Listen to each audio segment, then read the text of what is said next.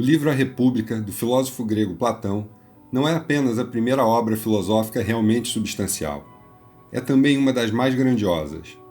Ela abrange um conjunto impressionante de tópicos: a natureza da justiça e da virtude, a verdade e o conhecimento, o mundo das ideias, o bem das pessoas, a organização apropriada dos assuntos públicos. Em relação ao ofício de governar, Platão era explicitamente um defensor da criação de elites. Conforme a visão do filósofo, os assuntos públicos de uma cidade-estado deveriam ser geridos por uma classe cuidadosamente selecionada e treinada. Conforme a visão de Platão em A República, o bom governo não é tanto uma questão de leis, mas uma questão da qualidade dos homens encarregados da administração e das discussões. Portanto, ele defendia o estabelecimento de uma elite de guardiões do Estado, cuidadosamente selecionados e treinados. Esses homens, quando devidamente amadurecidos e testados pela experiência, formariam o grupo dos governantes. Com esse objetivo, os guardiões deveriam ser treinados para desenvolver tanto o lado mais duro, marcial de sua natureza, quanto o lado mais cultural. Devemos escolher o que observamos serem os mais cuidadosos, os que fazem com todo o seu coração o que pensam ser vantajoso para a cidade. Eles devem ser observados desde a infância. Devemos aplicar-lhes testes nos quais um homem teria maiores chances de esquecer alguma resolução ou de ser enganado. E devemos escolher aqueles que têm boa memória e que não são facilmente enganados e rejeitar os outros. Então, quem quer que seja testado assim, na infância, na mocidade, na idade madura, e que saia íntegro, deve ser estabelecido como governante e guardião da cidade.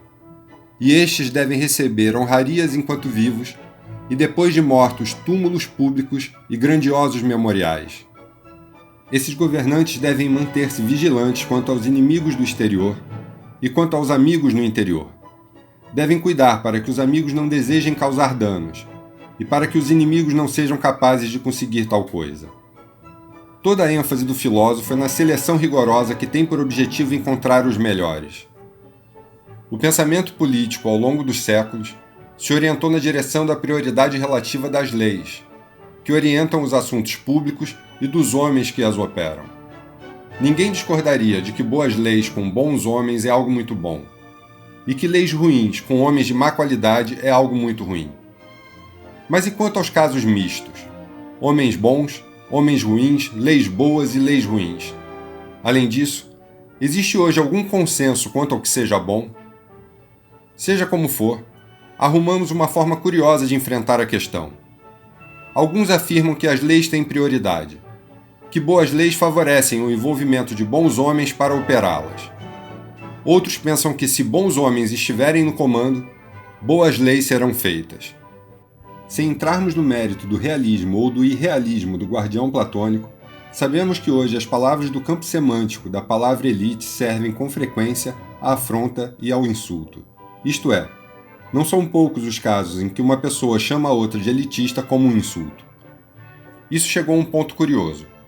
Ao mesmo tempo que não se deve mais sugerir quem é o homem mau, existe uma exceção desconcertante, o elitista. Esse costuma ser, com grande desembaraço, qualificado como alguém bastante suspeito. Mas isso talvez não seja de todo injusto, porque muitas vezes se trata da percepção de que o elitista é apenas um arrogante. Alguém que ostenta uma superioridade imaginária, baseada numa distinção inexistente. Aqui vale lembrar que, para Platão, a superioridade deveria ser física e intelectual.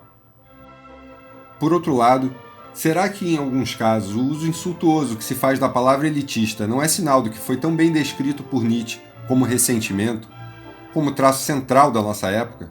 Isto é, o pensamento subterrâneo, que sequer é totalmente claro para o próprio indivíduo, de que ele sofre porque existem pessoas melhores e ele não é uma delas, e portanto o mundo traiu ao lhe fazer passar pela humilhação de integrar o grupo dos piores. Podemos falar o que quisermos sobre a igualdade qualitativa das pessoas, mas uma breve passagem pelas redes sociais nos dará provas suficientes de que somos obcecados pela noção de melhor e pior, mesmo quando não há critérios objetivos para definir quem é o melhor e quem é o pior.